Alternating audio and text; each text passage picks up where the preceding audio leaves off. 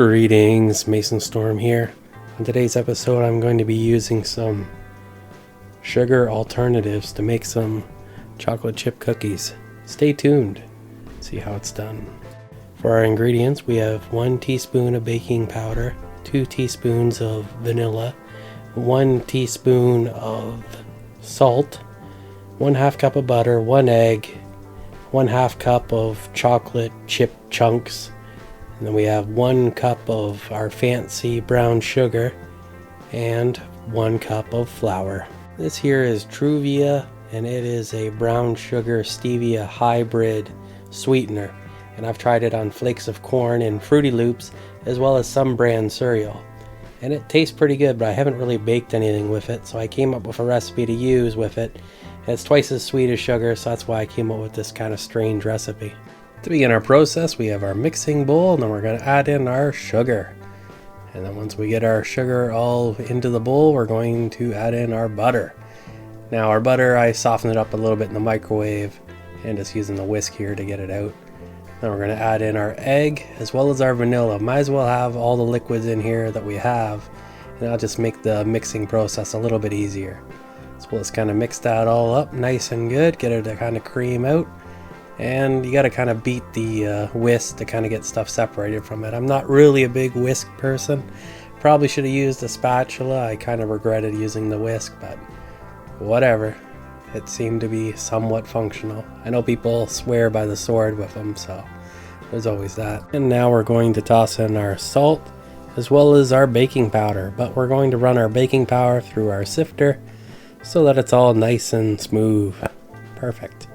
Then our flour, and now we can begin the mixing process yet again. If you're doing this on your own and you're making this, don't use the whisk for this section. The whisk works okay for the first part, but for this you probably really want to use either a wooden spoon or a spatula.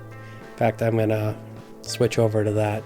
And while I was banging out the whisk, I got it all over the countertop and made a little bit of a mess of everything, so that's kind of a negative effect of using it. But now it's all creamy and smooth, so we're going to add in our chocolate chips now. Perfect. And then we just got to kind of fold the chocolate chips in, and then we're ready to bake our dough. So in order to bake our dough, we first have to make it in cookie form. So I have my stone pan out here, and I'm just going to use the double spoon method. So you kind of fill up 1 spoon, then use the second spoon to get it out of the first spoon, and that kind of gives you nice small cookies that aren't overly large once they kind of bake and cook down, because they kind of flatten out as they cook. So just gonna speed through here real quick, and before throwing them in the oven I decided to round them all out into balls.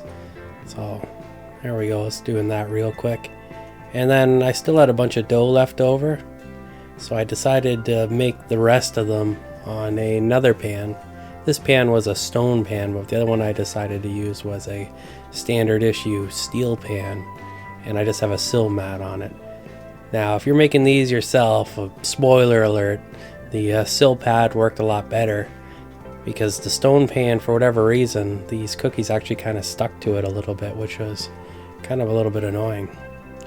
So now we can toss them in the oven, 350 degrees, and we're going to go for about 15 to 20 minutes.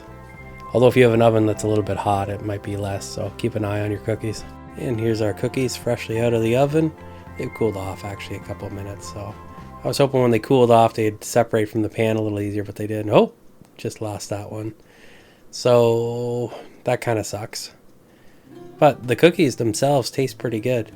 And as far as telling when they're done, when they're cooking, the baking powder in them starts kind of bubbling away.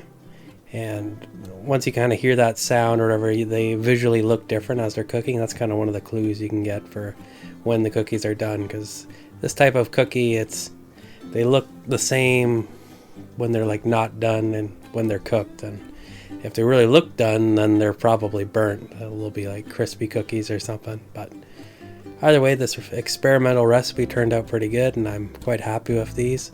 Although if I was to make them again, I would probably double down on the flour, maybe 1.5 times the flour, throw in another egg so they're not as rich, not as sweet. That sugar stuff, the Truvia, is pretty powerful. It's a very sweet sweetener, brown sugar combination, mix, whatever. So there's always that. So if you make this recipe, let me know what you think of it. And until next time, stay awesome.